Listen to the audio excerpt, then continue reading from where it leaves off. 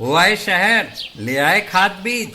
हाँ भाई, लेके तो आया हूँ, पर क्या कहूँ, महंगाई इतनी हो गई है कि समझ में नहीं आता है कि खेती करे कैसे। फसल भी अच्छी नहीं होती है, ये दवाइयाँ नहीं डालूँ तो। कर्जा करके लाओ, कैसे भी लाओ, लाना तो पड़ेगा ही। और ये दवाई की दुकान का कर्जा तो ख़त्म होने का नाम नहीं लेता। लाना तो मुझे भी है, पर सब कुछ इतना महंगा है। कहाँ से लाऊं, किससे खरीदूं, किसके पास सही दामों में मिलेगा और क्वालिटी उत्पाद भी मिलेगा या नहीं। अपनी फसलों की सही दवाओं के लिए दूर दूर तक शहरों में जाना और दवाओं को लाना पड़ता है। फसलों के लिए दवाएं सही है या नहीं, ये जानकारी भी नहीं होती। फसलों की कटाई पर सही दाम मिलेंगे या नहीं, इन तमाम मुश्किलों से दूर होने के लिए आइए खेती बाड़ी केंद्र। खेती बाड़ी केंद्र एक ऑनलाइन सेवा केंद्र है जिससे आप अपने मोबाइल के द्वारा जुड़ सकते हैं, जहां आपको अपनी खेती के लिए सही प्रकार की दवाएं मिलेंगी, वो भी होलसेल मूल्य पर। वो सभी दवाएं सीधा निर्माता से लेकर आप तक पहुंचाते हैं, यानी कि बीच में होने वाले सारे खर्च की बचत आपकी जेब में। साथ ही साथ दवाओं को लाने और ले जाने की झंझट से भी छुटकारा। अपनी मुश्किलों को दूर करने के लिए आप खेती बाड़ी केंद्र पर एक मिस कॉल करें। खेती बाड़ी केंद्र का किसान मित्र आपसे तुरंत संपर्क करेगा और आपको सभी जरूरी जानकारी देगा। खेती बाड़ी केंद्र की फ्रेंचाइजी लेकर खेती बाड़ी मित्र बनिए और किसानों की सेवा कर देश की तरक्की में भागीदार बने। आज ही संपर्क करें नीचे दिए गए नंबर पर और खेती बाड़ी केंद्र से जुड़े। ये है खेती बाड़ी केंद्र ऐप। अच्छा, किसानों की सरदारी, उन्नत खेती बाड़ी। खेती बाड़ी केंद्र, देश के अन्नदाता की दुकान।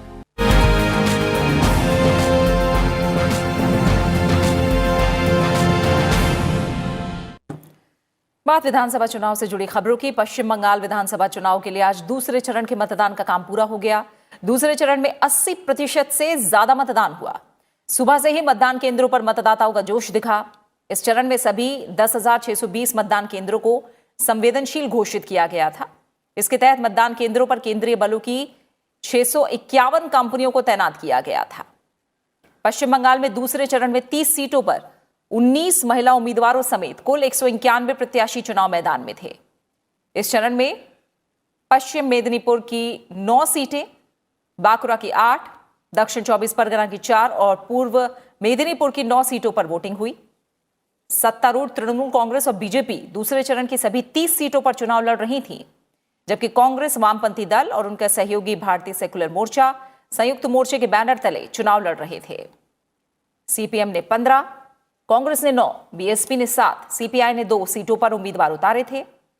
दूसरे चरण में सबकी नजरें नंदीग्राम विधानसभा सीट पर टिकी थी। यहां मुख्यमंत्री ममता बनर्जी को उनके पूर्व सहयोगी और बीजेपी उम्मीदवार शुवेंदु अधिकारी चुनौती दे रहे थे। पश्चिम बंगाल में तीसरे चरण का मतदान 6 अप्रैल को होना है।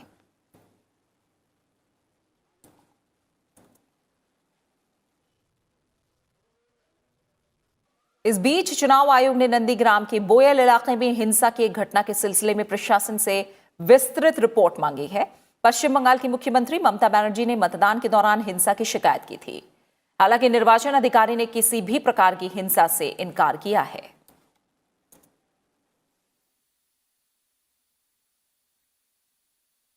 Accordingly, with security forces, Honorable Chief Minister had visited that particular place, but there was some slogan shouting between two groups, and Tarpore further reinforcements were sent. Senior police officers had gone to the spot, and the situation was normalized, and things as of now are normal.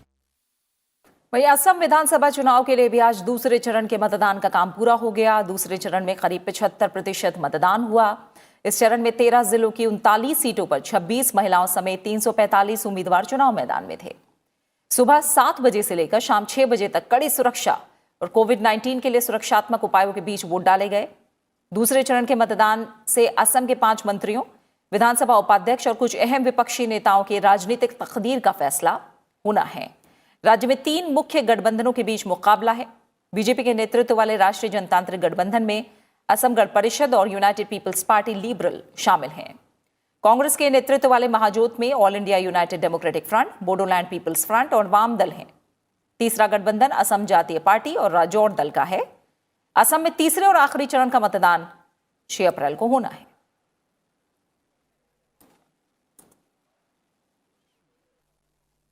पश्चिम बंगाल में दूसरे चरण के मतदान के बाद अब तीसरे चरण के लिए चुनाव प्रचार जोर पकड़ने लगा है। प्रधानमंत्री नरेंद्र मोदी ने आज पश्चिम बंगाल के जयनगर और हावड़ा में जनसभा को संबोधित किया।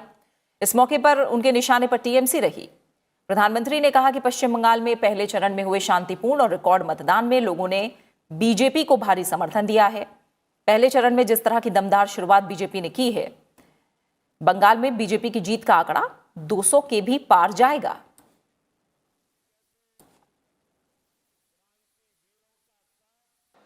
बंगाल को फिर से एक बार उसके स्वर्णिम काल में वापस ले जाए। लेकिन ममता दीदी के 10 साल का शासन इस बात का गवाह है कि उनके पास इसके लिए न विजन है और न ही इच्छा शक्ति है। किसानों के लिए दीदी का विजन क्या है? पीएम किसान सम्मान निधि पर रोक। हेल्थ सेक्टर के लिए दीदी का विजन क्या है? आयुष्मान भारत योजना पर रोक। और इससे पहले असम के कोकराझार में प्रधानमंत्री नरेंद्र मोदी ने जनसभा को संबोधित किया। इस मौके पर प्रधानमंत्री ने कहा कि हम मिलकर इस विश्वास को दिनों दिन और मजबूत करेंगे। हम मिलकर इस क्षेत्र का विकास करेंगे। हम मिलकर यहाँ की गौरवशाली परंपरा को आगे बढ़ाएंगे। प्रधानमंत्री ने कहा कि पहले चरण की वोटिंग में असम के लोगों ने एनडीए को भरपूर आशीर्वाद दिया है। पहले चरण की वोटिंग में असम ने डबल इंजन की सरकार की भव्य विजय पर मुहर लगा दी है। उन्होंने कहा कि लंबे समय के बाद असम में शांति लौटी है। जो साथी बंदूक छोड़कर लौटे हैं, उनकी हर संभव सहायता के लिए एनडीए सरकार प्रतिबद्ध है।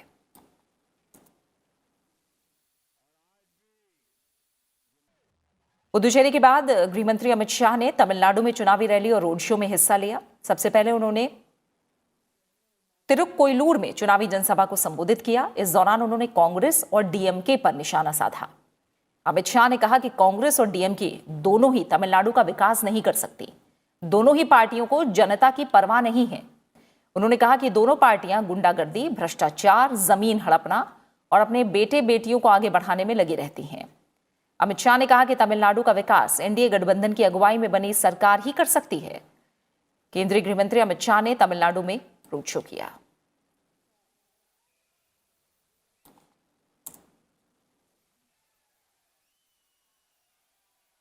डीएमके और कांग्रेस का मतलब है भ्रष्टाचार, गुंडागर्दी, जमीन हड़पना और अपने बेटे बेटियों को आगे बढ़ाना, जनता की चिंता नहीं करना। यही डीएमके और कांग्रेस का रास्ता है। एआईडीएमके, पीएमके और बीजेपी तीनों महान एमजीआर के रास्ते पर जाने के लिए कटिबद्ध है। मोदी जी के नेतृत्व में एक विकसित तमिलनाडु बनाने के लिए हम सब समर्पित हैं।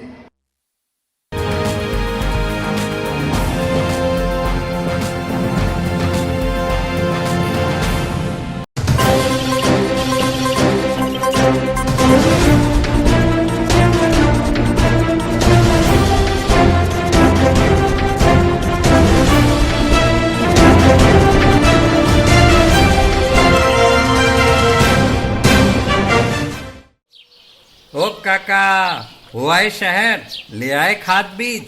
हाँ भाई, लेके तो आया हूँ, पर क्या कहूँ, महंगाई इतनी हो गई है कि समझ में नहीं आता है कि खेती करे कैसे। फसल भी अच्छी नहीं होती है। ये दवाइयाँ नहीं डालूँ तो कर्जा करके लाओ, कैसे भी लाओ, लाना तो पड़ेगा ही। और ये दवाई की दुकान का कर्जा तो ख़त्म होने का नाम नहीं लेता। लाना तो मुझे भी है, पर सब कुछ इतना महंगा है, कहाँ से लाऊं, किससे खरीदूं, किसके पास सही दामों में मिलेगा और क्वालिटी उत्पाद भी मिलेगा या नहीं। अपनी फसलों की सही दवाओं के लिए दूर दूर तक शहरों में जाना और दवाओं को लाना पड़ता है। फसलों के लिए दवाएं सही है या नहीं, ये जानकारी भी नहीं होती। फसलों की कटाई पर सही दाम मिलेंगे या नहीं, इन तमाम मुश्किलों से दूर होने के लिए आइए खेती बाड़ी केंद्र। खेती बाड़ी केंद्र एक ऑनलाइन सेवा केंद्र है जिससे आप अपने मोबाइल के द्वारा जुड़ सकते हैं। जहां आपको अपनी खेती के लिए सही प्रकार की दवाएं मिलेगी, वो भी होलसेल मूल्य पर।